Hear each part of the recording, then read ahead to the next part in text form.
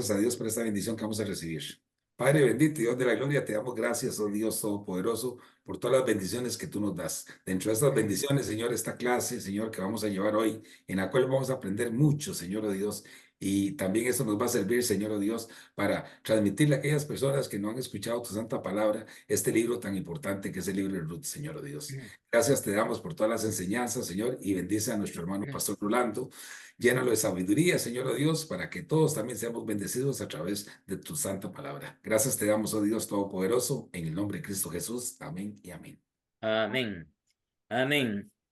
Bien, como ya hemos estado observando en algunos detalles del libro de Ruth, vemos que el libro tiene un propósito.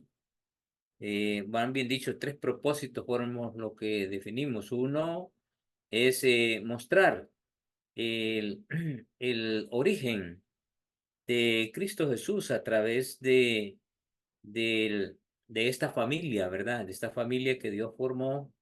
Mostrar también quién es el parente redentor y siendo vos la imagen de Cristo.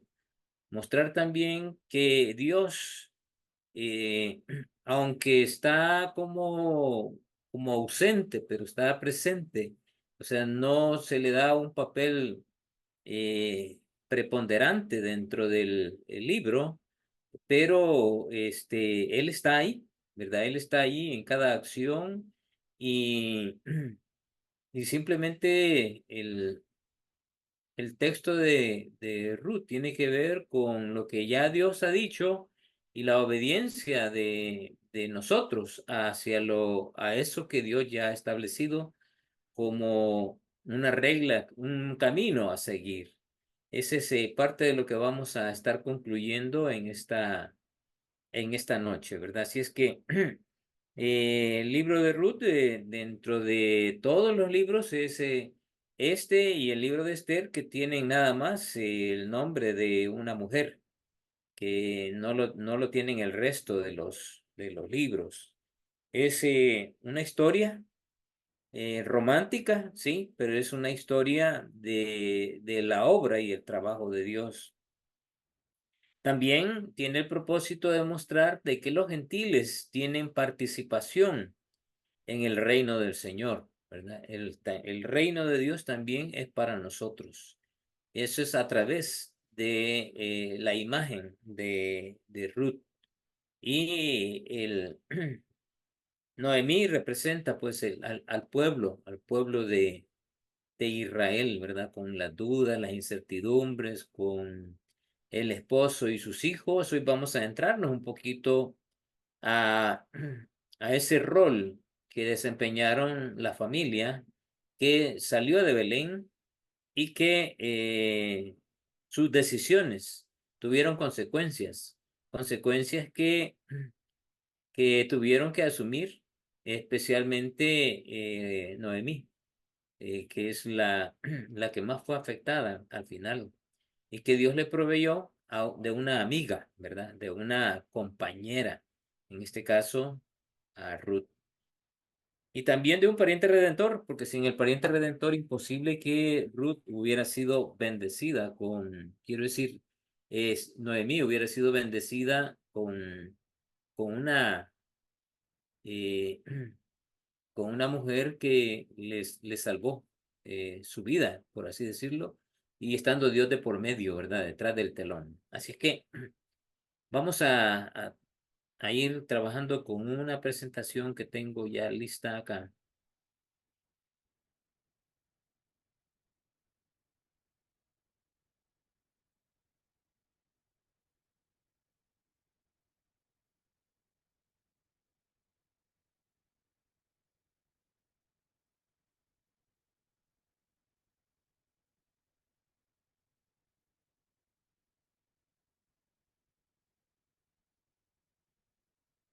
Muy bien.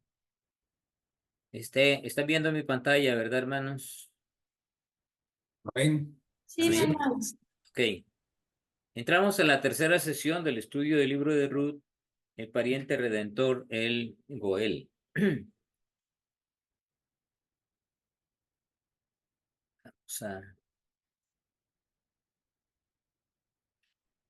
Vamos a entrar al primer capítulo, al versículo 1, Ruth 1:1. Y si alguien lo lee, por favor. Amén. Amén. Aconteció en los días que gobernaban los jueces, que hubo hambre en la tierra, y un varón de Belén de Judá fue a morar en los campos de Moab, él y su mujer y dos hijos suyos. ¿Ok? Vamos a ir analizando algunas frases, ¿verdad? En especial, como la primera, ¿verdad? Aconteció en los días que gobernaban los jueces. Este relato se lleva a cabo justamente en este tiempo del comienzo más bien dicho, en los últimos tiempos de los días de los jueces. El periodo de los jueces fue un periodo de 400 años, bien marcado. Están los 400 años, 40 años. Dios ha venido obrando en esos lapsos de tiempo. En esos periodos de 400 años, la anarquía general y la presión eh, son distintivos en el pueblo de Israel. Los israelitas no eran gobernados por reyes en ese entonces, sino por libertadores, a quienes Dios levantaba periódicamente cuando la nación los buscaba de nuevo. Eh, Aquí es donde vemos que la frase que se acuña como el tema central del libro de jueces es que cada quien hacía lo que mejor le parecía, cuando justamente estaban ellos tomando sus propias decisiones sin considerar a Dios en esas decisiones, sin consultarle, ellos hacían lo mejor les parecía y cometieron una infinidad de pecados, errores, y eso fue lo que los llevó a ese olvido de Dios. Comenzaron a adorar a otros dioses y a relacionarse y a relacionarse con pueblos paganos y a romper las leyes que Dios les había dado. No las cumplían. Entonces, entre los jueces se destacaron algunos como Gedeón, Sansón, Débora, Barak. Cada uno de estos fue levantado por Dios, o sea, Dios les llamó cuando al final de todo ellos por sus propias decisiones cayeron en esos dominios de los pueblos sobre ellos, en la barbarie que estos pueblos hacían sobre el pueblo de Israel. Es que clamaban a Dios, así como les sucedió allá en Egipto, que al final pedían, ¿verdad? Que Dios los liberara de la opresión del pueblo egipcio. Pero aquí fueron diferentes eh, reinos los que estuvieron ejerciendo dominio sobre el pueblo de Israel. Y Dios levantó a estos personajes, ¿verdad? Grandes líderes, grandes personas que Dios les permitió, les llamó y ministró a través de ellos, juzgó a estos pueblos que dominaban al pueblo de Israel. Como Gedeón, sabemos que la vida de Sansón no fue tan bonancible en su relación con Dios. Fue un hombre muy caprichoso, que tomó sus decisiones sin considerar a Dios y hasta el final él entendió que su rol era el de liberar al pueblo de Israel, pero lo reconoció ya cuando eh, ya era tarde, ya estaba ciego y estaba atado a las columnas del palacio donde la parte de arriba estaban teniendo una fiesta los filisteos, y pues oró a Dios, le pidió a Dios, y como Dios le había llamado para que fuera el juez, estaba justamente en el momento preciso para eso. Y así fue que destrozó ese templo donde estaban y murieron todos los que estaban en una especie de fiesta en la planta de arriba. Así que Sansón es un vivo ejemplo también de lo que vamos a ver en esta primera parte del capítulo 6, capítulo 1. Débora es por demás, ¿verdad? Débora y Barak es una mujer que Dios la usó y que fue muy obediente a Dios. Esta fue la que le dijo a Barak, si tú no actúas, el premio va a ser para mí, ¿verdad?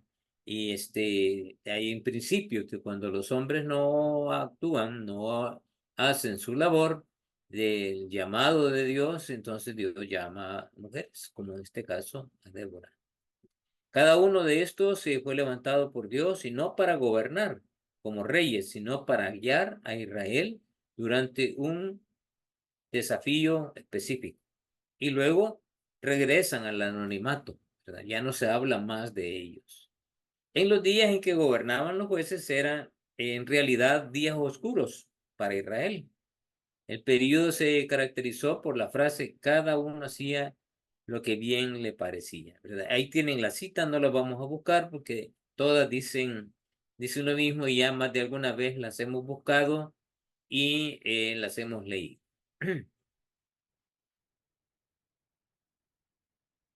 En los días que gobernaban los jueces, un varón de Belén, dice, ¿verdad? En la frase, un varón de Belén. Vamos todavía en el versículo 1 del capítulo 1. En estos días, un hombre de Belén salió de la tierra de Israel para morar en los campos de Moab. A causa del hambre, Belén era una rica zona agrícola y el nombre de la ciudad significaba eso, ¿verdad? Casa de pan. Pero los tiempos eran difíciles, por lo que el hombre se fue a la tierra pagana de Moab. Moab era una tierra pagana como ya lo hemos visto.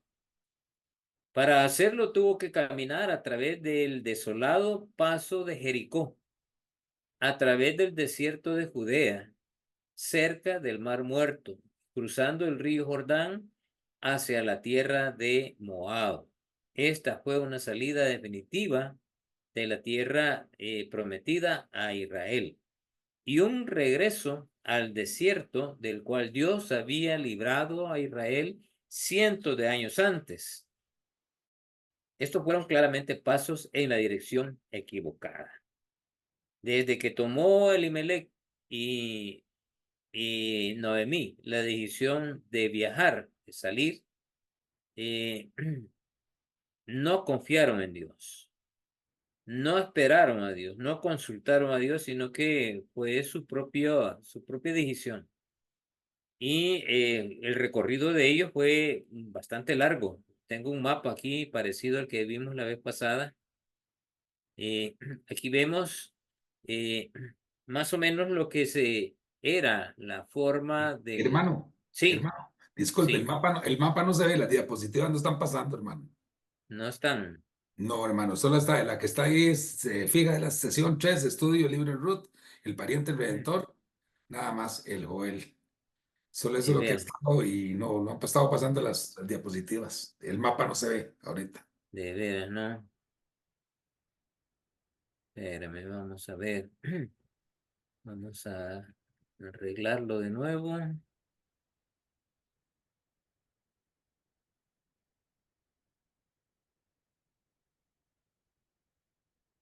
¿Y ahora? Ahora dicen en los días que gobernaban los jueces, sí, el mapa no Sí, aparece. o sea, estoy Hermano, regresando, ¿verdad? ¿Esto lo vieron ya o no solo lo avance vieron? las diapositivas, sí, No, ya no, solo avance las diapositivas, hermano. Sí, aváncele y yo creo que ya nada más para llegar al mapa. Ujú. ¿Esto lo habían visto, lo vieron o no habían no. visto? Ok, No, ok. Esto es parte del material que ustedes tienen.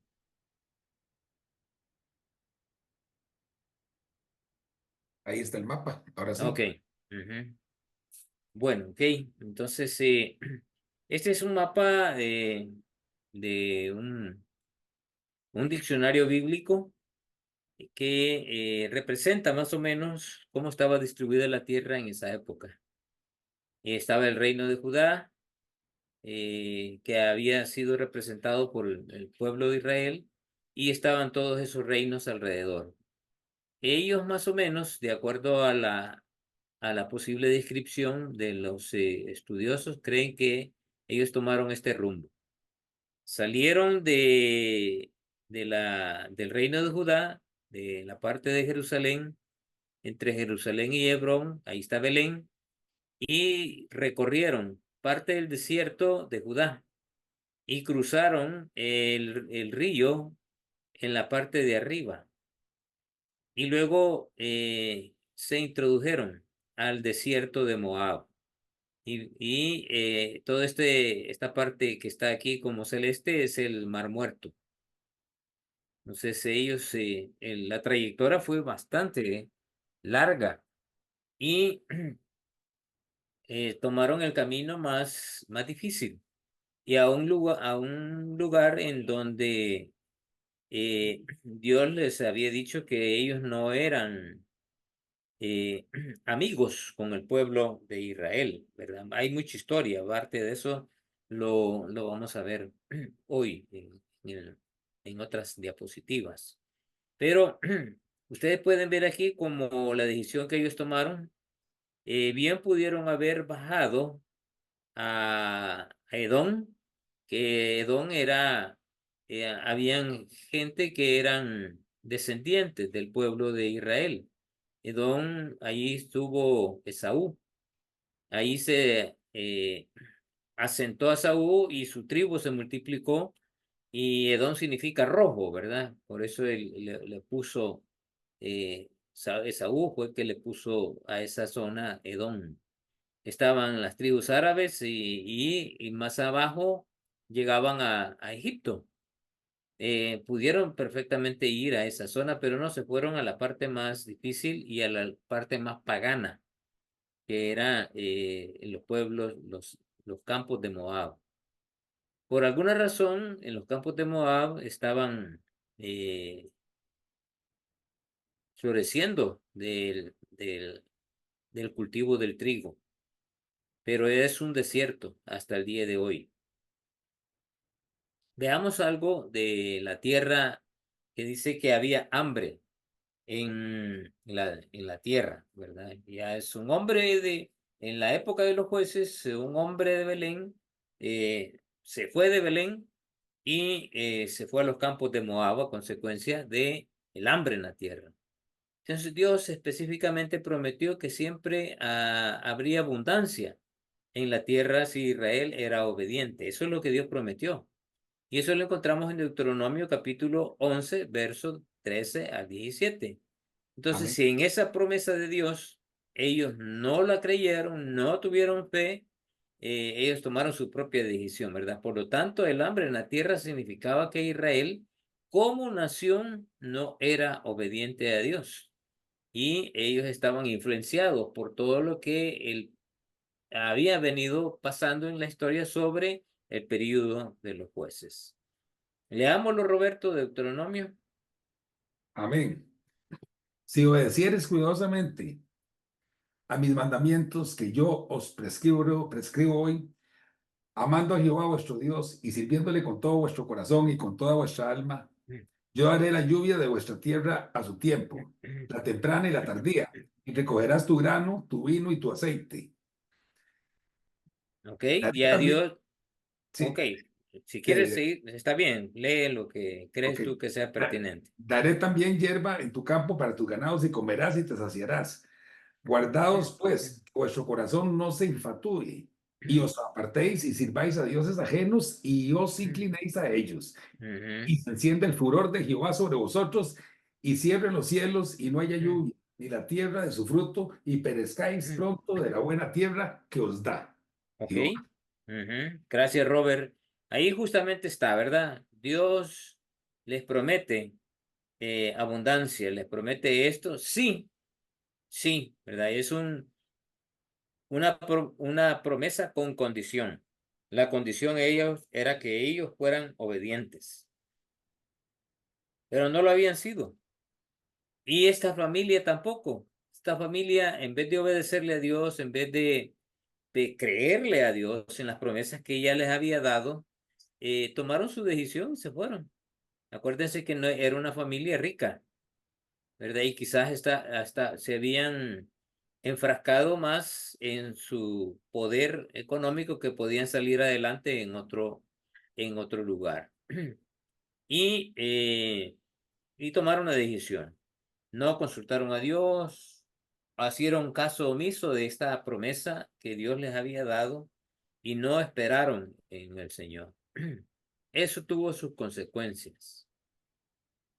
Y dice que fue a morar, fue a morar. Esta frase, fue a morar, en el hebreo significa partir con la intención de volver. O sea, ellos genuinamente solo querían pasar esta crisis, pero no querían quedarse, pero se quedaron 10 años. Eso quiere decir que su decisión cambió en el transcurso del tiempo. Pero el siguiente versículo nos dice que el nombre de Elimelech no fue consecuente con su verdadero nombre. Y su intención de una breve visita se convirtió en 10 años llenos de tragedia. Y Elimelech nunca regresó a Israel. Qué tremendo, ¿verdad? Nunca regresó a Israel. Solo me traiga a la memoria la historia de Moisés. Eh, Moisés fue un hombre que Dios estuvo con él, definitivamente estuvo con él. Es un hombre que le creyó a Dios, dudó de Dios, pero siempre arregló esas cosas con el Señor. Solo hubo una oportunidad en la cual Dios le dijo que a consecuencia de eso ya no le iba a dar el privilegio de llegar a la tierra prometida y que no iba a ser él el que iba a entrar con el pueblo hacia Judea, hacia la zona de la tierra prometida, sino que iba a ser otro. En este caso fue Josué. Pero la duda que tuvo Moisés en la peña de Oreb, no le creyó a Dios. Su fe tambaleó y en vez de solo golpearla, él la azotó y se enojó porque no surgía agua, ¿verdad? No fluía agua de ella. Entonces Dios, eso tuvo sus consecuencias. Y las consecuencias fueron que pero Dios no abandonó jamás a Moisés. Y lejos de eso, como tenía planes con él, él mismo, Dios, lo enterró, ¿verdad? No se sabe hasta el día de hoy dónde fueron enterrados los restos de Moisés al morir. Ni la gente más conocida de él le quedaron historias, ni en libros deuterocanónicos aparece algo. No, nadie se atrevió a escribir sobre dónde posiblemente hayan estado los restos de Moisés, porque fue Dios quien lo enterró. Por los planes que Dios tenía para él en el futuro, especialmente como uno de los testigos allá en el Apocalipsis, juntamente con Elías.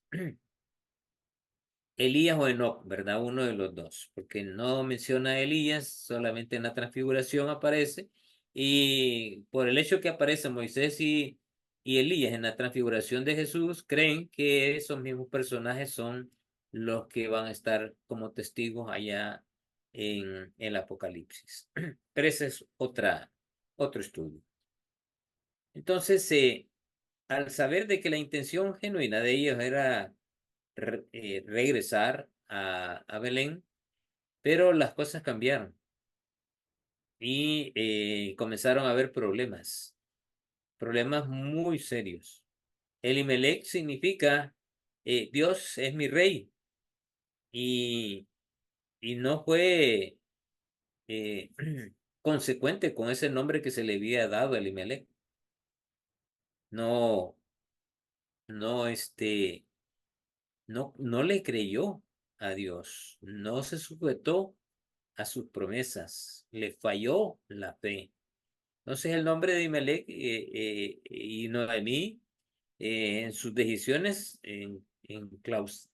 o sea, se metieron con toda su familia y además de eso con las esposas de aquellos dos hombres que habían tomado la decisión de casarse con mujeres que Dios le había dicho que no se relacionaran con ellas, ¿verdad? Porque eran paganas.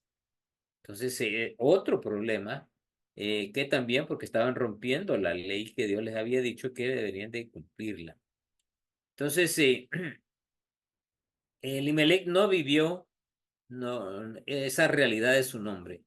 como si Dios fuera su rey. Fue todo lo contrario, se olvidó por completo de eso. Ahora, los campos de Moab. Moab significa semilla, ¿verdad? Ahí se fue. Yo no digo que este sea el campo de Moab, ¿verdad? Pero me imagina que pudo haber sido algo parecido. Lo que vio eh, Elimelech y su familia. Veamos, aquí tenemos una pequeña historia narrada de Moab.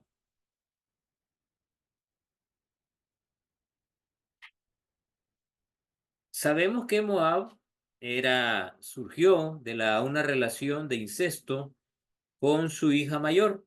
Eso está en Génesis 19, 30 al 38. Este, si alguno no sabía, pero yo creo que todos saben, ¿verdad? Esta historia. Ahí hay alguien que no la sabe, si no, le pedimos a Roberto que nos lea esos versículos. Sí, amén, yo los tengo por acá. Ok, léelo. Dice así, pero Lot subió de Zoar y moró en el monte, y sus dos hijas con él, porque tuvo miedo de quedarse en Zoar, y habitó en una cueva él y sus dos hijas. Entonces la mayor dijo a la menor, nuestro padre es viejo, y no queda varón en la tierra que entre nosotras, conforme a la costumbre de toda la tierra. Ven, demos a beber vino a nuestro padre, y durmamos con él, y conservaremos de nuestro padre descendencia. Y dieron a beber vino a su padre aquella noche. Y entró la mayor y durmió con su padre. Mas él no sintió cuando se acostó ella, ni cuando se levantó. El día siguiente dijo la mayor a la menor, he aquí, yo dormí la noche pasada con mi padre. Démosle a beber vino también esta noche. Y entra y duerme con él, para que conservemos de nuestro padre descendencia. Y dieron a beber vino a su padre también aquella noche. Y se levantó la menor y durmió con él. Pero él no echó de ver cuando se acostó ella, ni cuando se levantó. Y las dos hijas de Lot concibieron de su padre. Y dio a luz la mayor un hijo. Y llamó su nombre Moab, el cual es padre de los moabitas hasta hoy. La menor también dio a luz un hijo. Y llamó su nombre Ben-Ammi, el cual es padre de los amonitas hasta hoy. Ujú, hasta hoy. Entonces, esta historia es triste, ¿verdad? Por lo que aconteció. Y estos dos pueblos que nacieron de este incesto, tanto de la mayor y de la menor, los moabitas y los amonitas, fueron naciones posterior al nacimiento de estos niños, enemigas del pueblo de Israel. Ambos pueblos fueron enemigos y siempre quisieron destruirles. Y hay mucha historia, especialmente con los de Moab. Vamos a ver algunos de esa historia ahorita. Hermano, la hermanita Vilma está alzando la mano. No sé si tenga alguna pregunta. A ver, hermana Vilma. Sí, sí, mi hermano. Una pregunta. Hoy en la actualidad, ¿quién sería Moab y Amón? De acuerdo al juicio de Dios, así como Nínive, eh, Nínive fue destruida por completo juntamente con las generaciones futuras, a aquella generación que fue salva en la época de Jonás. Jonás, en la época de Jonás. Y yo no me atrevo a decir de que toditos, el 100% murieron, porque algunos creyeron, ¿verdad? Y ante esa promesa que iban a ser salvos, tú y toda tu familia, la época de Abraham, eh, pues Dios no escogió una nación solo para que ellos tuvieran el privilegio de relacionarse con Dios y ser parte de su reino. El principio de la salvación siempre ha sido un principio general en el que Dios eh, ha expresado ese deseo de salvar, de rescatar, de restaurar la imagen de Dios en el hombre, no solamente de un pueblo, sino de todos aquellos que le busquen, de todos aquellos que sinceramente se rindan y reconozcan de Dios. ¿Quién es Dios? Para nosotros en el Nuevo Testamento, Cristo representa eso, ¿verdad? El Dios mismo. Y es ahí donde Dios centra toda la atención y obra hoy a través de la iglesia. Pero eso no quiere decir que Dios se olvidó de todos los anteriores. Posiblemente tengamos hoy algunos descendientes de los moabitas o de los amonitas. Posiblemente, así como hoy tengamos descendientes del pensamiento hitleriano, ¿verdad? Que los hay, los hay. Hay gente que quiere volver a ese periodo de la historia, que siguen añorando a un Hitler como fue Hitler, que son enemigos del pueblo de Israel, tanto en pensamiento y en acciones. No me refiero específicamente al mundo árabe, que esa es otra, ¿verdad? Historia y lo tenemos bien marcado en toda la historia bíblica de Ismael y todas estas tribus que fueron parte de enemigos del pueblo de Israel, pero fueron como consecuencia de su corazón, ¿verdad? De un, de algo, yo me atrevo a decir esto, que las madres de ellos, tanto, por ejemplo, la mamá de Ismael, la madre de Ismael, que fue despreciada por Abraham, que fue echada de su, donde ella estaba bien, pues estaba disfrutando de ser la mujer que le había dado un hijo a Abraham, pero comenzó a burlarse de Sara. Y Dios no le había prometido a ella, le había prometido a Sara que iba a tener hijos. Entonces Dios permitió que Sara concibiera, ya vieja, pero concibió. Y este, Sara pidió que la echaran, ¿verdad? Ustedes conocen la historia. Entonces, Sí. como que allá en el trasfondo, ese rencor que ella guardó en contra del pueblo que se levantó por la descendencia de Abraham, como que lo fue transmitiendo a sus hijos. Miren, nosotros sin querer queriendo, ¿verdad? Como dice el Chavo del Ocho, sin querer queriendo, a veces transmitimos malos sentimientos, mala vibra, como se dice, ¿verdad? Aptitudes negativas a nuestros hijos como consecuencia de algo que no nos parece, a algún, con una persona que no tenemos buena relación, y transmitimos ese sentir. Y miren, nuestros hijos no son ningunos retrasados mentales, no, ellos perciben las cosas, las analizan y en el mundo en el cual estamos viviendo, ¿verdad? Ellos van más adelante que muchos de nosotros, los padres. Y por eso es que tenemos que ser, yo no digo que debemos de escondernos, de ser cuidadosos y hacer allá en los secretos pensar, no, sino hacer lo correcto, el buen ejemplo, las buenas actitudes, porque creo que parte de ese rencor fue transmitido a ellos. Y la historia, de seguro ellos la sabían y la contaban con cierta envidia, con cierto rencor, con cierto odio y me echaron, me hicieron esto y lo otro, ¿verdad? Y ustedes son hermanos, ellos son hermanos de ustedes en fin, trato de imaginarme lo que normalmente podría expresar una madre de familia a sus hijos cuando ellos preguntaran quién es mi padre, ¿verdad? Y de Abraham, aquellos allá, o sea, tratando de pensar, ¿verdad? En el sentido natural, cómo podría reaccionar una mujer de tratar de explicarles a sus hijos en la medida que iban creciendo, y decirles que su padre era aquel, de una nación grande, poderosa, y que ellos no tenían los privilegios que tenían aquellos y que tenían un Dios que ellos no tenían, ¿verdad? Entonces, o sea, trato de ver esa reacción natural de cualquier madre, en ese sentido.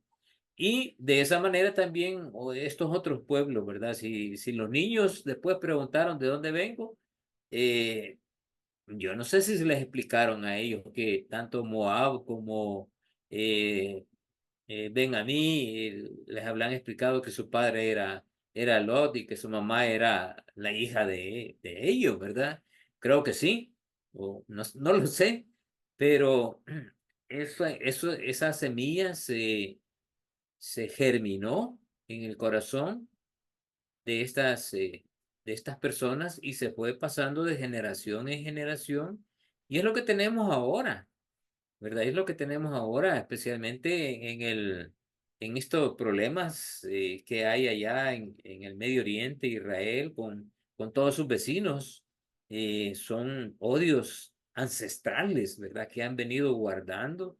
Y de veras que se odia. Yo cuando veo algunas entrevistas o algunas periodistas que han llegado y han entrevistado a los dirigentes de estos, de veras, quieren eliminar al pueblo de Israel. O sea, un odio que a veces uno, como no comprende un poco la historia, no entiende por las razones, pero las razones son justamente las historias bíblicas que nosotros conocemos. Y se ha abrigado en el corazón de ellos ese odio que se transmite de generación en generación. Y por eso es importante saber la historia eh, para que nosotros no seamos partícipes de esas eh, de esas trascendencia del mal, ¿verdad? De pasarlo a nuestra generación, a otras generaciones. Tenemos la responsabilidad de transmitir todo la verdad del Señor a la vida de nuestros hijos y a la familia que está a nuestro alrededor, ¿verdad? Todo lo que está a nuestro alrededor de contarles la verdadera historia de lo que es el Dios y el poder de Dios y cómo el hombre ha venido tergiversando cada vez más esa verdad y olvidándose a un lado de Dios y buscando nada más el querer hacer del hombre mismo, no sin Dios, ¿verdad? Sin Dios, sin, sin considerarlo a Él, porque no lo consideran. Ese es justamente parte del relativismo en el mundo que estamos encontrando hoy. Y ya la gente le cuesta creer. Yo recuerdo que antes salía en campañas evangelísticas, íbamos por las calles de las colonias a evangelizar y la gente nos escuchaba y se paraba con nosotros. Bueno, al principio fue difícil porque en mi país por lo menos había más catolicismo que cristianismo evangélico y fue un poco escabroso, difícil, hasta que la gente fue entendiendo que no estábamos buscando nosotros realmente que se cambiara de religión, sino que mantuviera una relación más viva y eficaz con aquel en el cual ellos creían también dentro del catolicismo, pero que era una creencia con un soporte muy blando, ¿verdad? Cimentada en hombres y no en Dios mismo y en su palabra. Así es que esa hambre de buscar a Dios, esos corazones sensibles se acabaron por completo. Yo ya no puedo evangelizar como evangelizaba antes, hoy tengo que buscar otras artimañas, ¿verdad? Para hacerlo. Buscamos todo el tecnicismo que hay ahora, los podcasts, los videos, los devocionales cortitos, o pequeños mensajes, ¿verdad? Cortos a través de las redes sociales, porque la gente de alguna manera eso es lo que está viendo.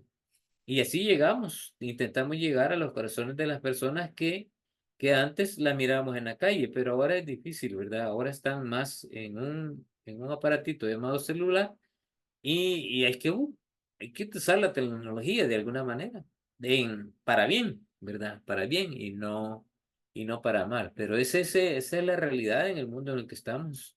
Eh, Cada vez más difícil evangelizar pero tenemos que hacerlo, ¿verdad? Por eso hoy el evangelismo es más de persona a persona. Nuestros vecinos, ¿verdad? Conocen quién soy, cómo soy y la vida que llevo con el Señor, o me presento de otra manera, ¿verdad? Que soy diferente y que hasta estoy en la iglesia, verdaderamente pongo la cara de cristiano, pero fuera de la iglesia tengo otra máscara. Eh, esa es la triste realidad también en nuestro medio del cristianismo. Estamos viviendo un cristianismo muy light. Disculpe pero la pregunta me permitió ampliarme un poquito en esto, pero estamos viviendo un cristianismo muy light, ¿verdad? Sin compromiso. La gente no quiere servir, la gente no quiere cumplir con Mateo 28, de ir a ser discípulos, hablar de Cristo, ¿verdad? De su fe. Tienen una fe muy relativa y, y tenemos una tremenda responsabilidad nosotros en ese sentido de hacer conciencia, ¿verdad? De que no es un, Dios no quiere un cristianismo light, sino un cristianismo de compromiso, ¿verdad? Un cristianismo de comprometerme a vivir una vida de acuerdo a lo que Dios me ha dicho ya en su palabra y una vida con Él, ¿verdad? Una vida con Él, una relación con Dios que en este mundo, en esta época es bastante difícil porque hay más distracción que alternativas para buscar a Dios, ¿verdad? Esa es la realidad, hermana. Así es que, volviendo a la pregunta, ¿verdad? Yo puedo decir que más de alguna vez quizá hemos pasado por alguno, que es madianita, quiero decir que es moabita, qué sé yo, ¿verdad?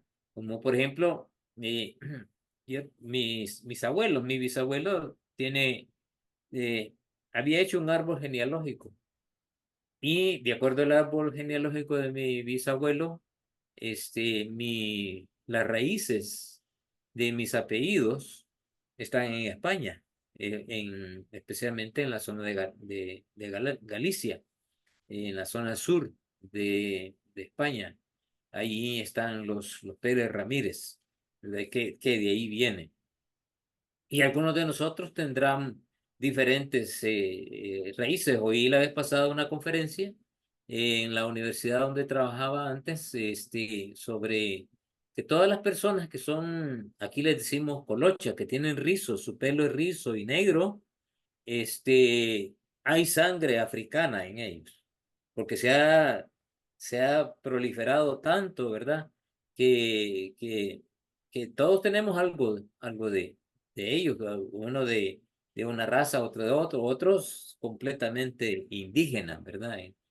Sangre bien nativa de los pueblos que originalmente eh, nacieron y se desarrollaron, aunque de todos venimos de una misma cepa, ¿verdad? De la cepa de Adán y de Eva, ¿verdad? Y de esa multiplicación que hubo ya con Sem, Can y Jafet y los otros hijos que ellos tuvieron.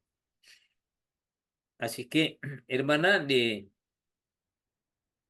por ahí han de andar, ¿verdad? Parte de, Amén.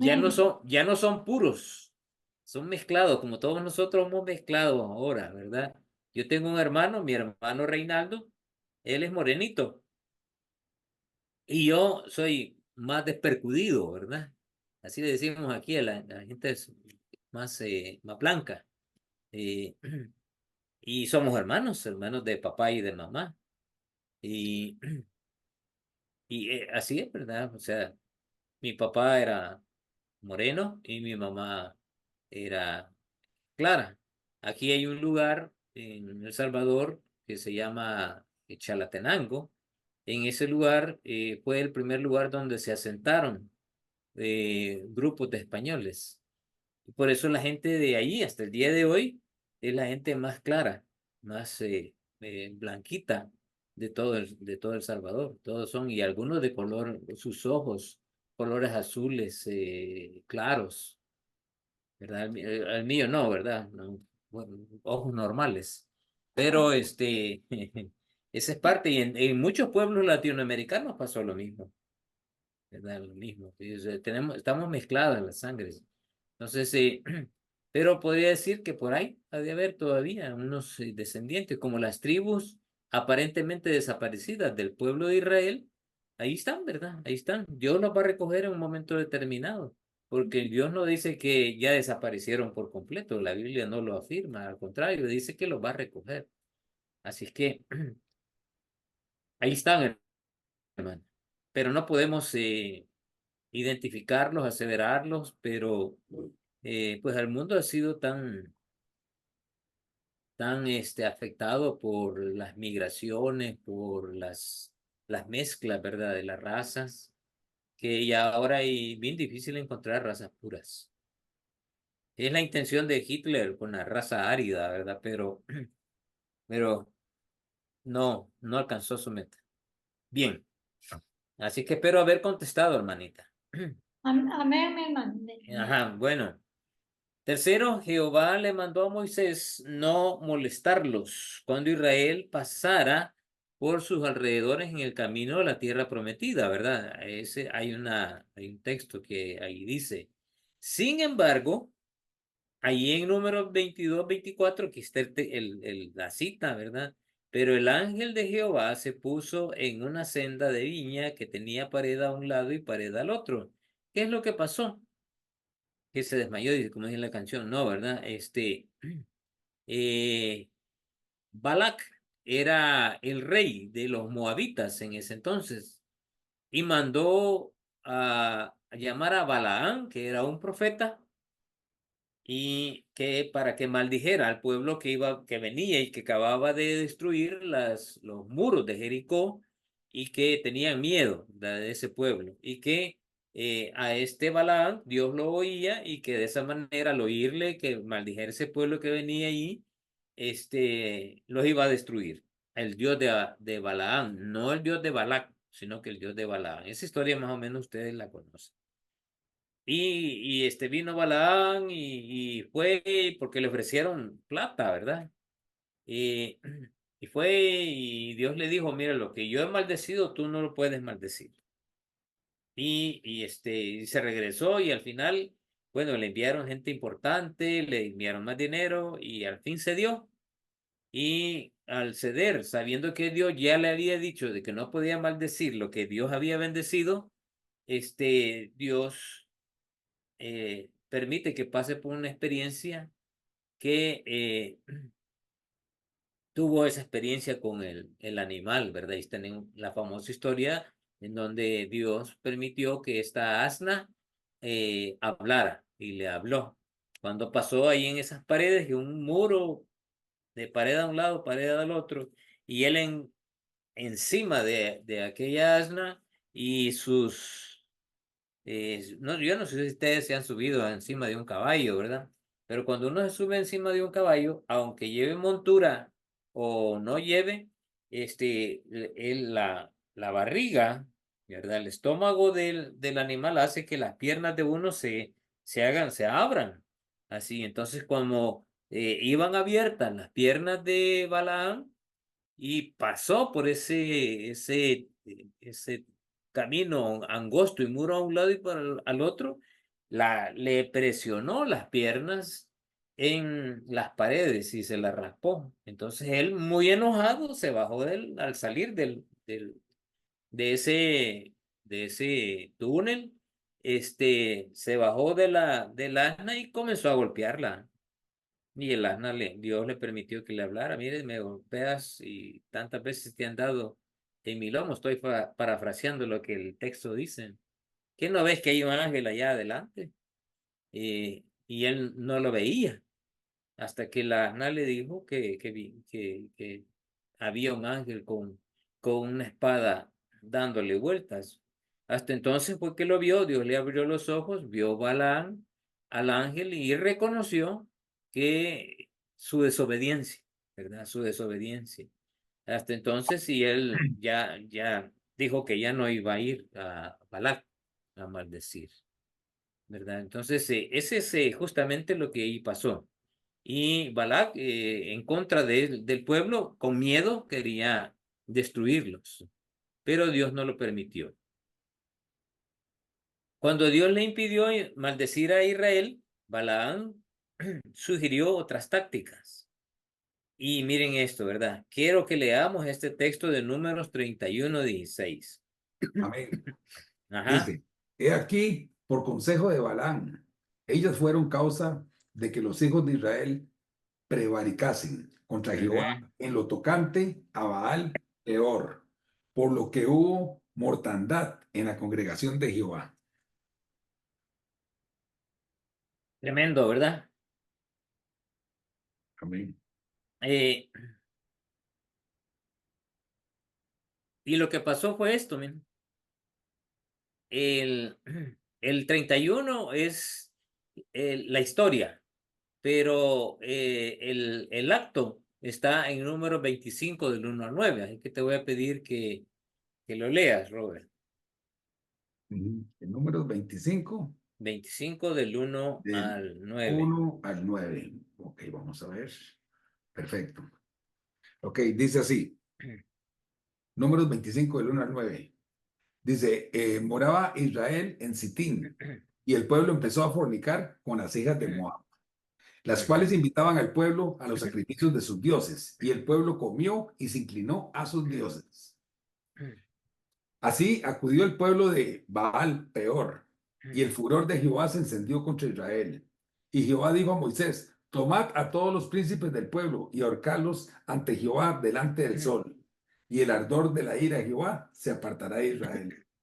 Entonces Moisés dijo a los jueces de Israel, matad cada uno a aquellos de vuestros que se han juntado con Baal Peor.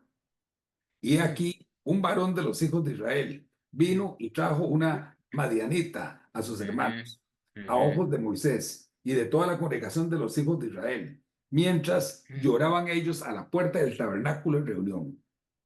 Y lo vio Finés, hijo de Eleazar, hijo del sacerdote Aarón, y se levantó de en medio de la congregación y tomó una lanza en su mano y fue tras el varón de Israel a la tienda y los alanceó a ambos, al varón de Israel y a la mujer por su vientre. Y cesó la mortandad de los hijos de Israel. Y Ujú. murieron de aquella mortandad 24,000. Amén. Tremendo. Ujú. Entonces, ¿qué es lo que pasaba? Que Balaam le dio la estrategia a Balac diciéndole, mira, yo no puedo hacer nada, ¿verdad? Pero puedes hacer esto. Y lo que le sugirió fue que fueran, dicen que en Moab había mujeres muy bonitas y enviaron a las mujeres jóvenes al campamento ahí en Sitín, ¿verdad? Antes de pasar por la zona de Moab y conquistaron a los hombres y fornicaron, ¿verdad? Se metieron con ellos y además de eso los invitaron a adorar a los dioses Baales. Y eso fue lo que levantó el furor de Dios. Eso es lo que nos dice Números 31, que hubo una mortandad. Y tanto los madianitas como los moabitas adoraban al mismo Dios y, y fueron siempre piedra de tropiezo para el pueblo de Israel. Pero eso no es todo. Si ven ustedes esta imagen, eh, en la época de Jesús y en la época de la historia de Ruth, qué nombre le daban a estos manojos? ¿Quién sabe qué nombre les daban? Es trigo ya cortado.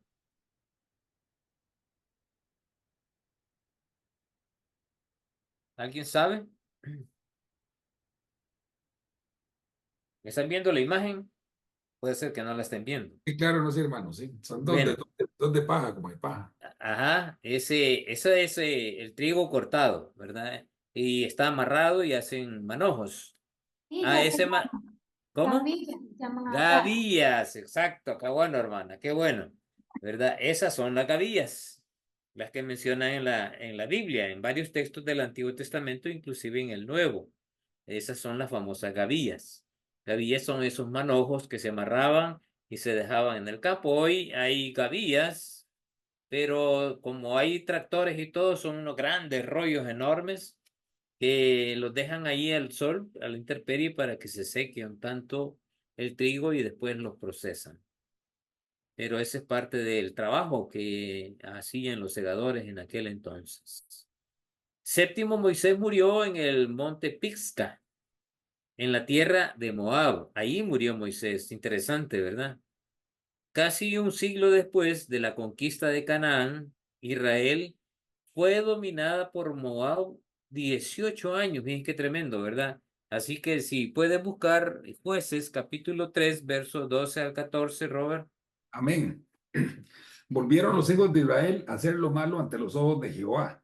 Y Jehová fortaleció a Eglón, rey de Moab, contra Israel, por cuanto habían hecho lo malo ante los ojos de Jehová. Este juntó consigo a los hijos de Amón y de Amalek, y vino e hirió a Israel, y tomó la ciudad de las palmeras.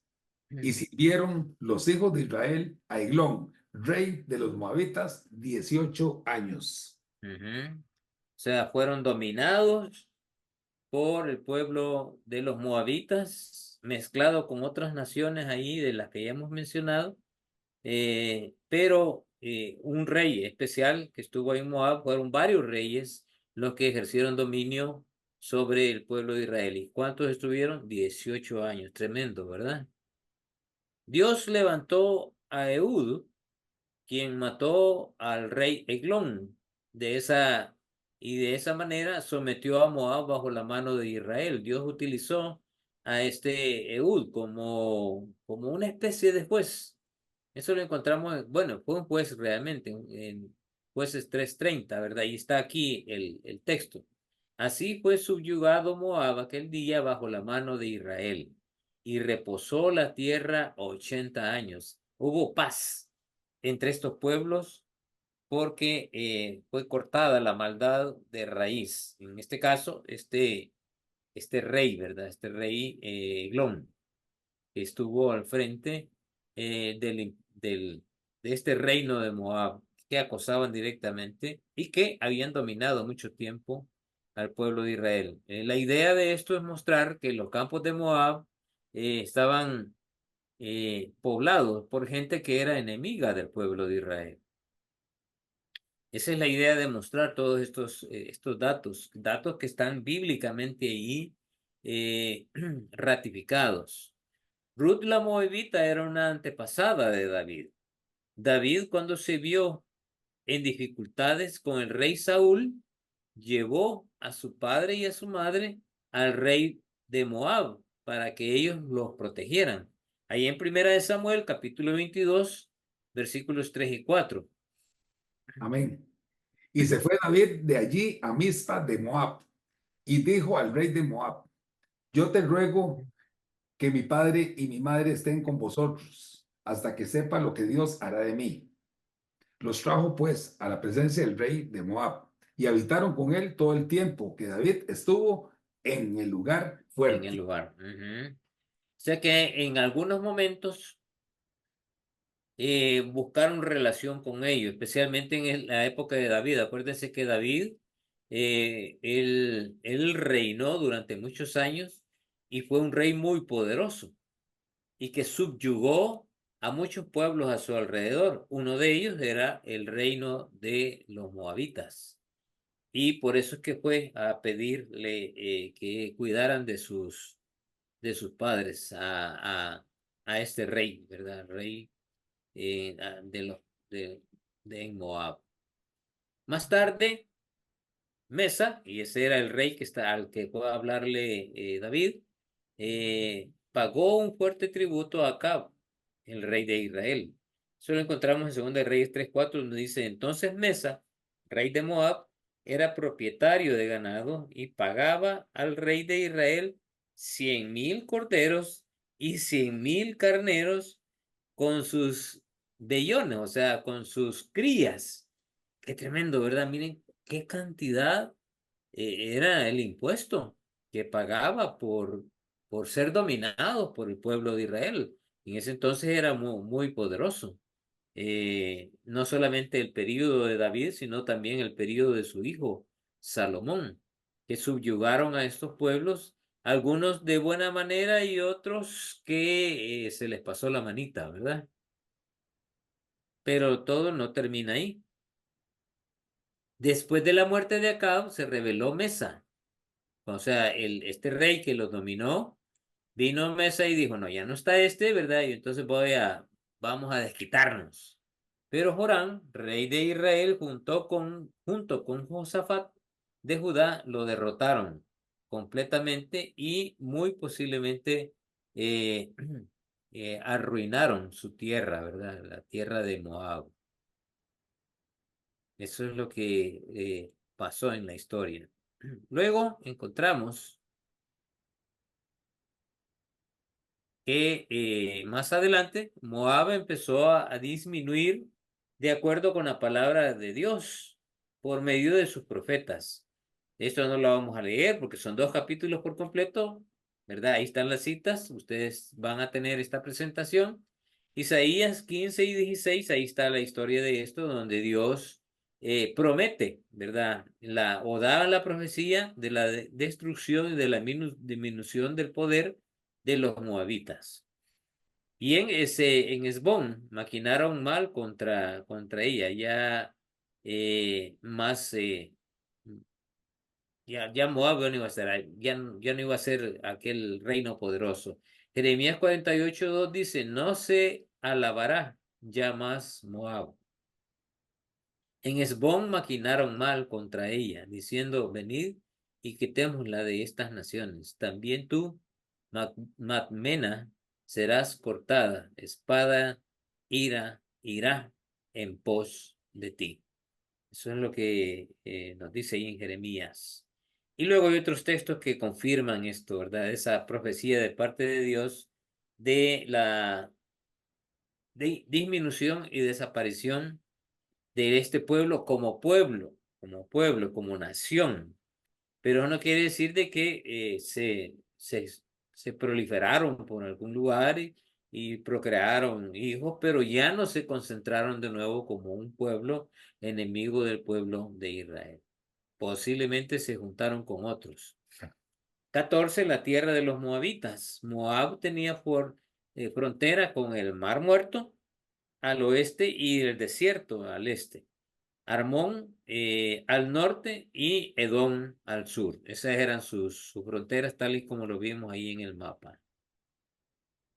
De ahí en adelante, Moab empezó a disminuir, de acuerdo con la palabra de Jehová por medio de sus profetas, tanto en Isaías como en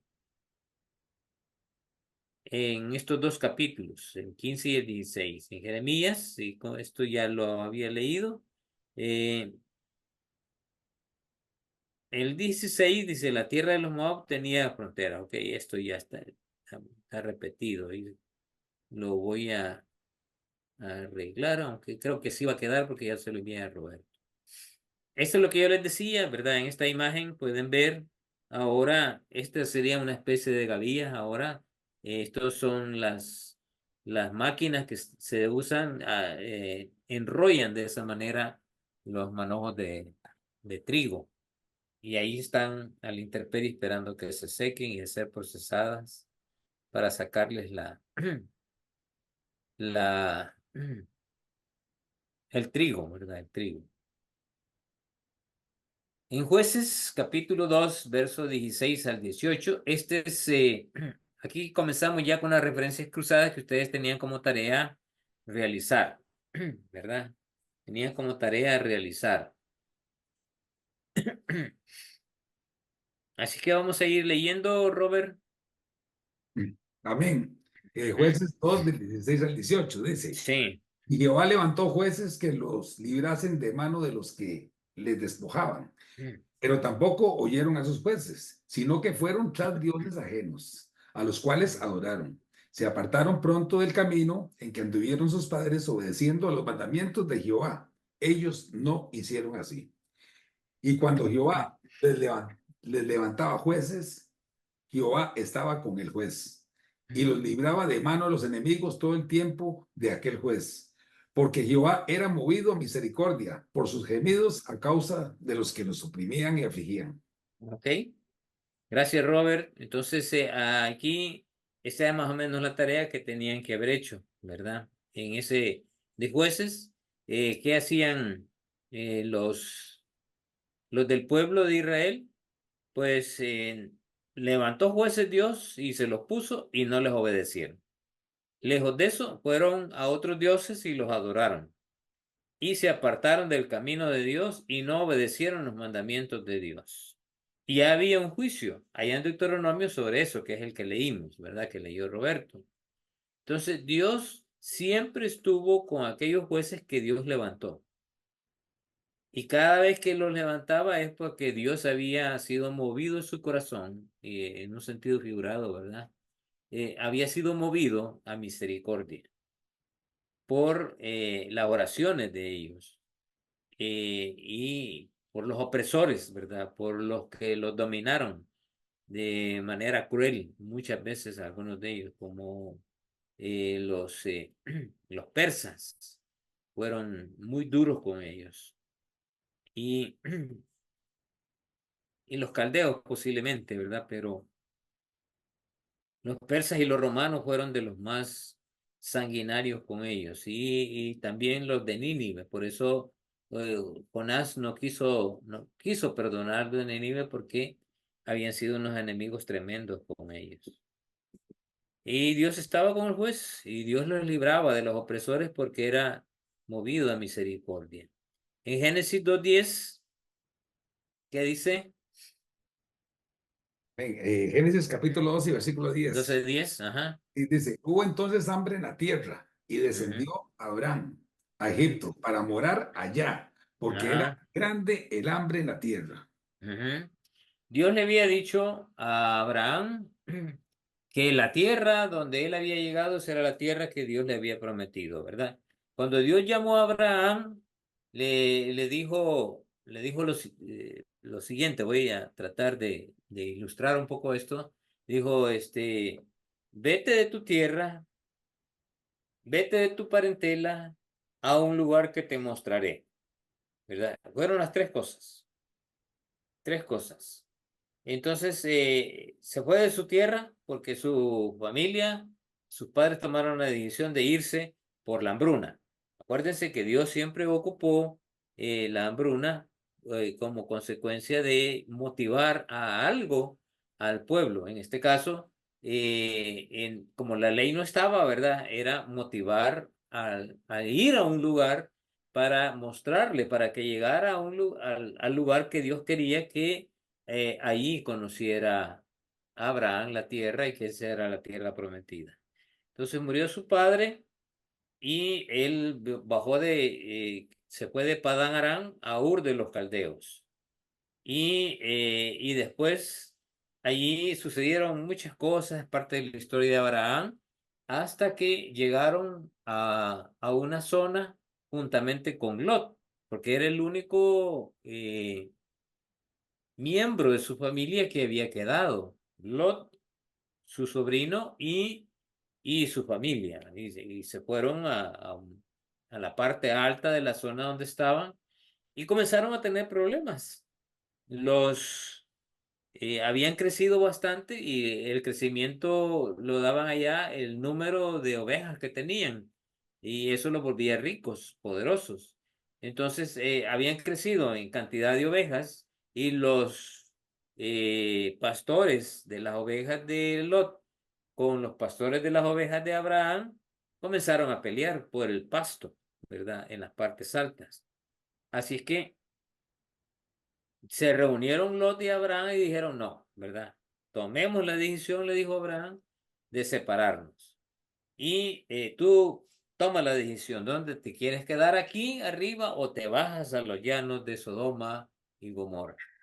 Entonces Lot vio los llanos que eran cultivados y iba a tener mejores perspectivas de vida allá, y decidió, vaya, me voy para abajo, y dijo Abraham, yo me quedo aquí.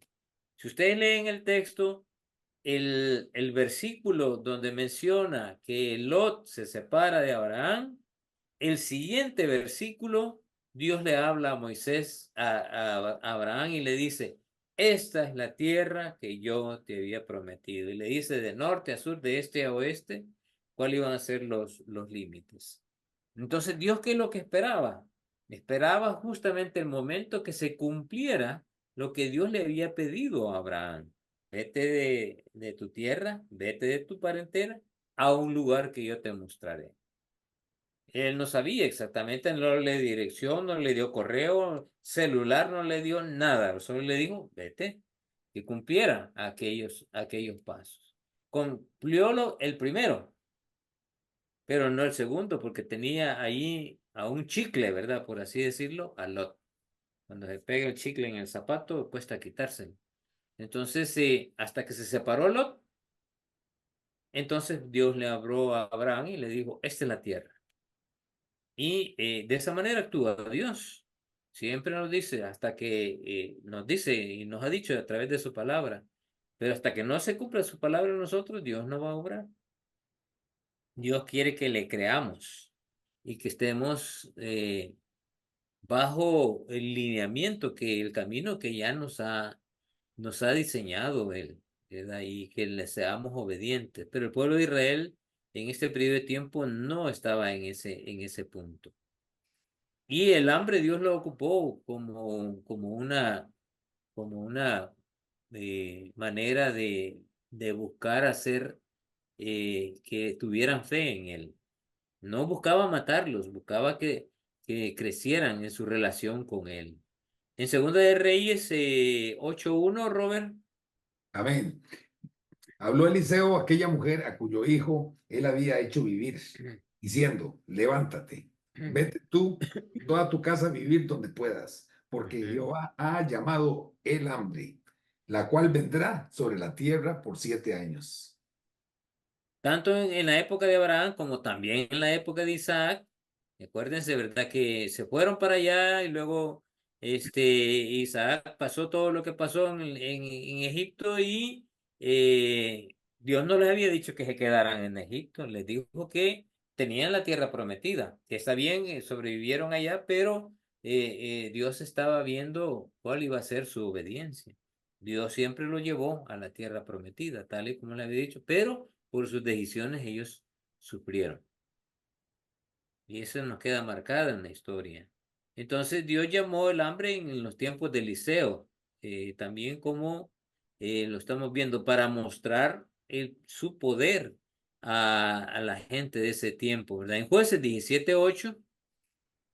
Dice, y habiendo tomado provisiones para el pueblo y sus trompetas, envió a todos los israelitas cada uno a su tienda y retuvo a aquellos 300 hombres y tenía el campamento de Madián abajo en el valle. Aquellos 300 hombres son aquellos que no doblaron sus rodillas para tomar agua, ¿verdad? Sino que Eh, no, esta es otra historia, perdón, ¿verdad? Este es al principio de Jueces. Este es un levita que andaba buscando dónde servir como sacerdote y lo llama a un hombre poderoso y le dice, yo soy levita, pues quédate aquí, te voy a pagar tanto, ¿verdad? Y me vas a servir, me vas a hacer una imagen y comienza a servirle a aquel hombre poderoso.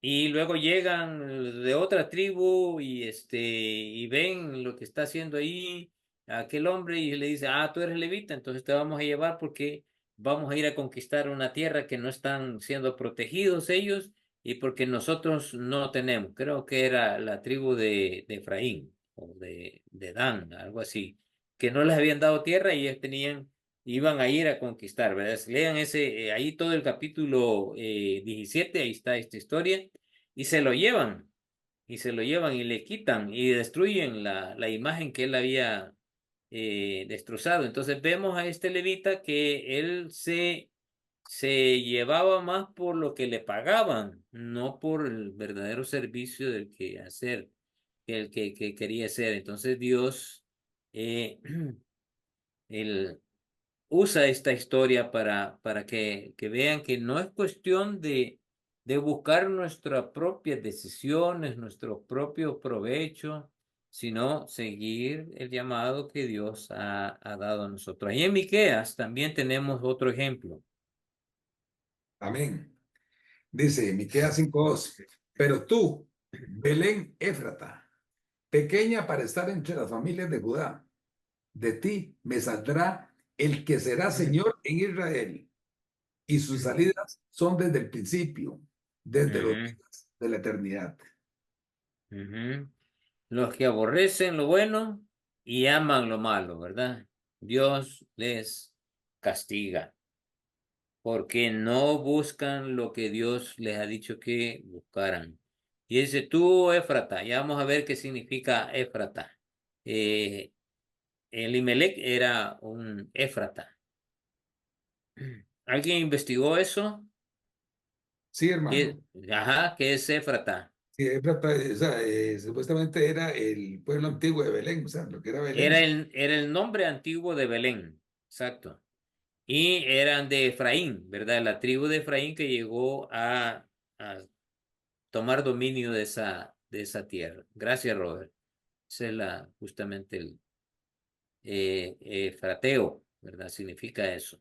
Que venía de Belén, porque ese era el nombre antiguo de Belén, pero además eran de la tribu de Efraín. Oiga, Vamos, también significa como paso, ¿el qué? Éfrata, es como un paso.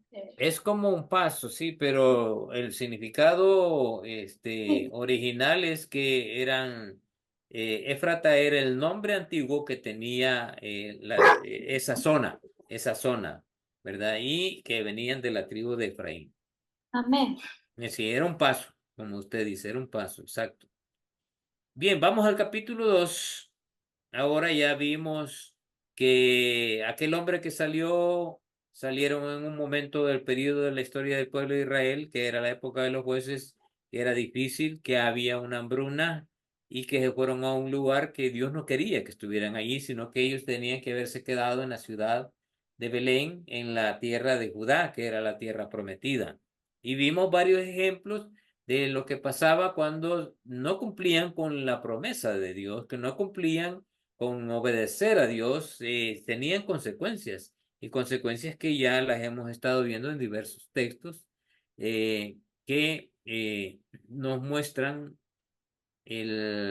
las causas y las consecuencias de las decisiones de nosotros en contra, o más bien dicho, no orientadas, no buscadas en el consejo de Dios.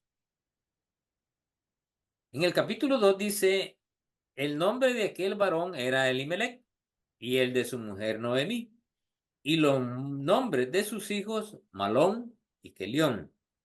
Éfratas, como ya lo buscaron ahí nuestros hermanos, ¿verdad? Ya sabemos qué significa Efrateos de Belén, de Judá. Llegaron pues a los campos de Moab y se quedaron allí. Ya vimos que el hecho de quedarse allí no era que ellos se habían trasladado originalmente a quedarse a vivir allí, sino que era temporalmente, ¿verdad? Esa es la frase que nos da luz para decir de que la intención original de eso, pero no, aquí no es cuestión de intenciones, es cuestión de obediencia, hermano. Porque yo puedo tener buenas intenciones, pero mis resultados pueden decir todo lo contrario de mis buenas decisiones, de mis buenas intenciones. Entonces, Jueces 3:30, ¿qué dice Robert? Amén. Dice, así fue subyugado Moab aquel día bajo la mano de Israel y reposó la tierra 80 años. 80 años. Esos 80 años fueron clave para lo que pasó en este periodo de tiempo. Ya vimos que Frateos, natural de Efrata, antigua ciudad judea, llamada después Belén, y que eran miembros de la tribu de Efraín, ¿verdad? Entonces, vamos ahora a, a los nombres de estos personajes. Aquí están todos ya, ¿verdad? Tenemos a Ruth, tenemos a Noemí, pero vamos a leer los versículos del 3 al 5. Leámoslo, Robert. Sí, amén. Dice, Y murió Elimelec, marido de Noemí, y quedó ella con sus 2 hijos, los cuales tomaron para sí mujeres moabitas. En el nombre de una era Orfa, y el nombre de la otra Ruth. Y habitaron allí unos 10 años. Y murieron también los dos, Mahalón y Kelión, quedando así la mujer desamparada de sus 2 hijos y de su marido. Mire, en aquel entonces los nombres que se le daban a las personas eran nombres que eran representativos de algo que había sucedido o de lo que ellos en sí simbolizaban, ¿verdad? En el caso de Elimelech, simbolizaba Dios es mi rey, mi Dios es mi rey y Dios es su rey, ¿verdad? Es su rey. Se le da esos 2 significados.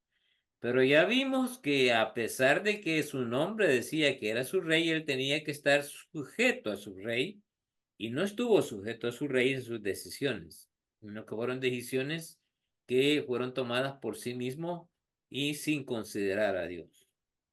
Luego Noemí, tenemos un nombre, ¿verdad? Amigable. Eh, agradabilidad, ¿verdad? Eso es lo que dice en el hebreo. En la placentera, simpatía, deleite, agraciada, dice esplendor o gracia, ¿verdad? Tienen más o menos estos diferentes significados esa palabra Noemí, agraciada, por así decirlo. Entonces, ella tenía razón con decir cuando regresó a Belén que ya no me llamen así, agraciada, y no que llámenme desgraciada, por decir cierto sentido, por todo lo que me pasó, ¿verdad? Y luego cuando estemos ahí, más adelante vamos a ver esta comparación. Pero mire qué interesante el nombre de su primer hijo, Malón. La, eh, el, el significado es enfermo, angustia. Qué tremendo, ¿verdad? Ponerle este nombre a uno de sus hijos. Malón. Le están diciendo, está enfermo, angustia. Me imagino, de acuerdo a los estudiosos, que creen que su nombre se le puso porque era una persona que caracterizaba esto, posiblemente, ¿verdad? Era algo enfermizo quizá y era una persona muy angustiosa. eh, que posiblemente su nombre reflejaba esto, ¿verdad? No me consta, pero eso es alguno de lo que afirman algunos estudiosos de la Biblia. Elión, desfallecimiento, derribar, o sea, este era un pesimista, por así decirlo. Que Elión, imagínense que ya viendo los nombres, ¿verdad? Orfa, cerviz, dura de servicio. O sea, si nosotros tratamos de relacionar esto con lo que era el personaje, sí, bueno, en hebreo significa melena o espalda, ¿verdad? Pero dan varios significados. Esta palabra también se ocupa para decir que una persona es dura de entender, dura de ceder, dura o sea, como nosotros tenemos que, este es testarudo, ¿verdad? Ese es más o menos los usos de la palabra orfa. Eh, cerviz, dura, duro, ¿verdad? De cuello duro. Algunos estudiosos creen que posiblemente Orfa era gordita o era testaruda, ¿verdad? Imagínense la testadura, la mujer así dura, se casó con un desfallecido, con un pesimista, con un derribado, que mezcla, ¿verdad? Que mezcla. Y Ruth se casó más bien dicho, sí, Ruth se casó con Kelión y Orfa se casó con Malón. Eh, la, la de cuello duro se casó con el enfermizo, el angustioso, y Ruth, la amiga, la compañera, se casó con el desfallecido y el derribado, ¿verdad? Eh, es que los nombres a mí me dan cosa saber posiblemente cómo pudieron haber sido ellos. en su vida real, pero ¿por qué Dios nos deja esos nombres? No los deja solo por, por un antojo, hermanos, sino que cada cosa en la Biblia tiene su significado. Y algo de sus características, de su personalidad, de su forma de ser, está reflejado en sus nombres aquí. Como vemos, y vamos a ver más adelante, a esa relación entre Noemí y Ruth. Ruth llega realmente a mostrar lo que su nombre significa: amiga, compañera. Y esto es importante relevante los nombres de ellos, porque nos dan una idea de la mezcla de caracteres, de personalidades que había en esta historia, y cómo los que perseveran, como que Dios permite que aquellas cosas que no le agradan a él, y no estoy diciendo que Dios propicia la muerte de alguien, propicia la enfermedad, no, Dios permite muchas veces. En este caso fueron sus decisiones los que lo llevaron a eso. Pero Dios nunca pierde el control, Dios siempre tiene el control de cada una de las cosas que acontecen en nuestra historia. El día de ayer estábamos con mi esposa viendo una película muy bonita que nos gustó. Eh, Se llama Amor, eh, el, pero es uno que como que es, ay, se me ha olvidado el nombre, pero ese, la vimos ahí en Netflix, y Amor Redentor, se llama Amor Redentor. Está basada en una novela que la escribió un cristiano, ¿verdad? Un cristiano. Y habla de una mujer que por todo su historial que tuvo desde pequeña, al final terminó en una prostíbulo de allá de 1800, en la época de los vaqueros, ¿verdad? Y pasa una historia bien dura ahí, pero ella conoce a un joven que tiene una granja, y que de la primera vez que la ve, él se enamora de ella. Y su hermano, que le dice, ¿sabes quién es ella? Es una prostituta de aquí, pero la mujer era bella, muy bonita. Pero él se propone, ¿verdad? Y se mira ahí que él entra a una iglesia, y no solo por eso, sino que él era un hombre muy devoto a Dios, y siempre le pedía a Dios que él guiara su vida, tanto cuando estaba en la agricultura con sus animales. Era un hombre recto para con Dios. Y le dice que si Dios quiere que ella sea su mujer, no importa cómo sea, dice, ¿verdad? Pero que la lleve a él. Y se propician ciertas cosas ahí, ciertas circunstancias, para que él vaya, y en una circunstancia él la pueda rescatar, la rescata, ¿verdad? Y se la lleva a su casa y le da un anillo y le dice que sea su esposa. Pero él no la toca, no la toca, aunque ella se ha casado, aunque ella lo acepta simplemente para que la sacara de aquel lugar, pero ella no lo amaba.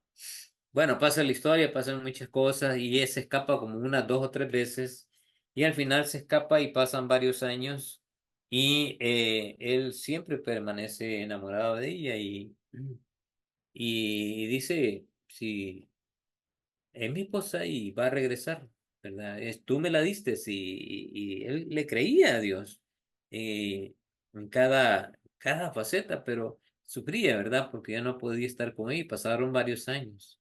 Y pasó ella muchas dificultades, hasta que estuvo un momento en el cual ella había dejado de creer en Dios.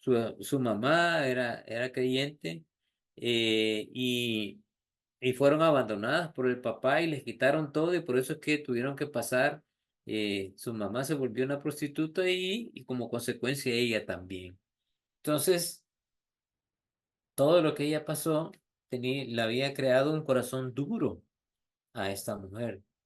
y un corazón que no había aprendido a amar y no había visto en aquel joven el verdadero amor hasta que se encuentra un momento en el que la gente que había sido sus captores y que la habían vuelto una prostituta profesional, la encuentran de nuevo y la atrapan y la llevan a un burdel en una de esas escapadas que tuvo del esposo, ¿verdad? Él ya no la siguió en esta ocasión y le pasa esto, pero cuando ella la llevan al burdel y que le piden que pase al frente y para que la vendan y digan quién quiere acostarse primeramente con ella, le dan unos números, este, ella se arma de valor y le dice, Dios, dame luz, ayúdame aquí, ¿verdad? Si me quieres ayudar, y pues a ellas entrega su corazón a Dios en ese momento y suceden ciertas cosas extraordinarias ahí, tanto de que al final matan a los captores, a los que la usaban como prostituta, y al final ella crea un refugio para niñas que eran, bueno, un refugio que existe hasta el día de hoy, ¿verdad? Que, que son maltratadas y violadas, y de mujeres también. Pero llega el hermano y le dice, el hermano de él, o sea, su cuñado, después de años que ellos supieron que estaba ahí en esa ciudad, llega, le habla y le dice, mire, mi hermano te sigue esperando, ¿verdad? Él está sufriendo, él te sigue amando. Entonces él le dice, voy a salir a tales horas el carruaje, si tú quieres venir. Y ella se regresa con él y al final ella le cuenta, ¿verdad? Lo que pasó y le dice que Dios le enseñó a amar. Y una de las cosas por las cuales ella había huido era que ella ya no le podía dar hijos a nadie. Y, y bueno, no se sentía bien con su esposo, ¿verdad? Por eso. Al final, Dios le permite tener hijos y aparecen con dos niños ahí. No es una historia real, definitivamente, pero es una historia que nos deja el principio de que estando sometidos a Dios, Dios es el que arregla todas las cosas por nosotros. A pesar de que hubiéramos pasado por un montón de dificultades. Esto es justamente lo que les pasó a esta familia. Y por eso he definido estos 7 principios, los 7 principios que aprendemos de esta parte de la historia. El primer principio es Dios ha dado la guía de lo que tenemos que hacer. Tenemos su palabra y esa es la guía de lo que nosotros tenemos que hacer en cualquier área de nuestras vidas. Tenemos que obedecerla. 2, nuestras decisiones tienen consecuencias.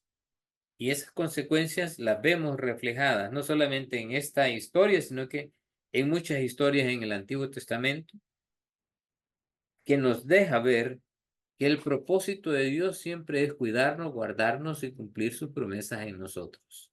Pero cuando nosotros nos apartamos de Él, nos apartamos de su palabra, las consecuencias son tremendas. Debo considerar a Dios y su consejo siempre en mi vida. Siempre. Porque ellos no lo hicieron. Las decisiones afectan a todos los que están a mi entorno. Así como Elimelech, las decisiones que tomaron les afectó a todos los que estaban a su alrededor, a sus hijos, a su esposa, porque quedó completamente desamparada sin que nadie le ayudara por el tipo de sociedad en aquel entonces y cómo consideraban a las viudas. Y a estas dos mujeres, ¿verdad? A Ruth y a Orfa. Fueron afectados todos. Tenemos que ser consecuentes con nuestro compromiso con Dios. Nuestro compromiso es un compromiso de obediencia. Y la obediencia es parte de la fe. La fe son dos cosas. Una es creerle a Dios y la otra es obedecerle a Dios a pesar de cumplir y hacer cosas que no las vemos en el momento. Eso es justamente la definición de fe que da Hebreo, ¿verdad? La certeza de lo que se espera y la convicción de lo que no se ve. La certeza de lo que se espera es creerle a Dios en sus promesas. Y la convicción de lo que no se ve es los resultados que Dios puede dar a pesar de que yo no lo veo, a pesar de que no lo tengo, no sé qué va a pasar, pero yo me dejo ir a los pies del Señor obedeciéndolo, ¿verdad? Comprometido. Confiar en Dios, poner a accionar mi fe y mis convicciones en Él. Y al final, aunque no vea claro, Dios sí ve claro las cosas. Así que con estos principios quería terminar esta clase hoy, hermanos. No sé si habrá comentarios o preguntas. Ya nos pasamos unos 11 minutos o casi media hora.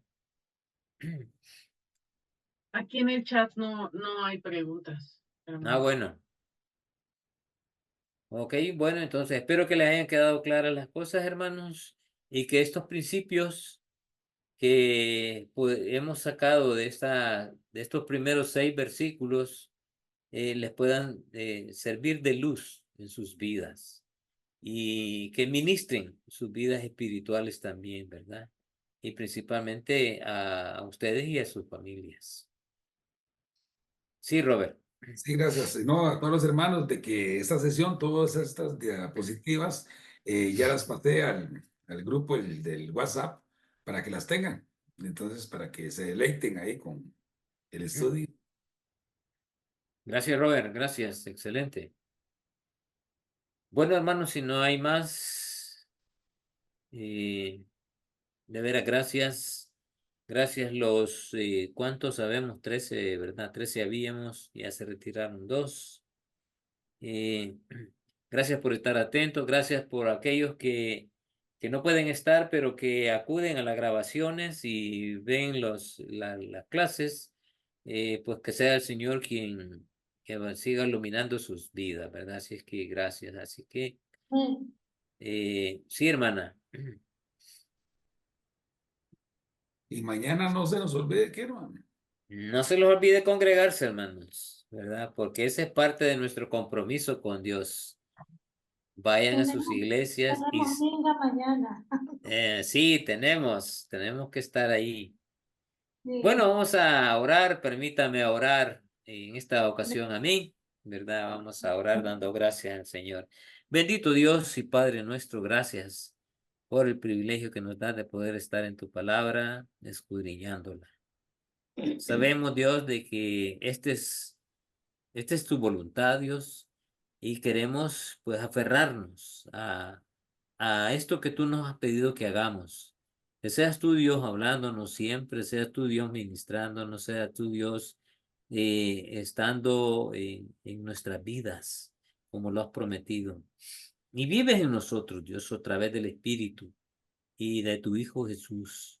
Pero que nosotros, Dios, dejemos que tú obres en nosotros con toda libertad y que tu Espíritu se manifieste con todo su poder en nosotros, Dios. Que no lo contristemos, que no lo obstruyamos y que esa vida de fe que nosotros tengamos nos haga hacer cosas que a ti te agradan. Dios, ayúdanos a tener una mente, un corazón siempre dispuesto a honrarte.